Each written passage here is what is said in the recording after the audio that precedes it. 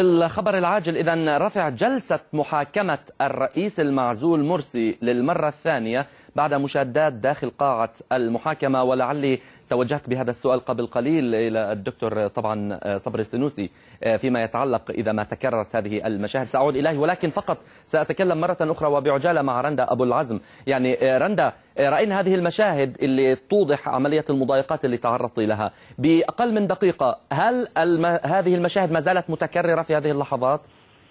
هي بقت أسوأ من الأول. هناك تكثير، ليس فقط هذه المشاهد التي رأيناها، الأمر تطور بصورة أكبر، بقى التكثير للكاميرات، استهداف، ومعي أنا شخصيا كان تهديد بالسلاح من قبل أحد البلطجية، وهو بلطجي يعني واضح جدا أنه حتى كان تحت تأثير المخدر.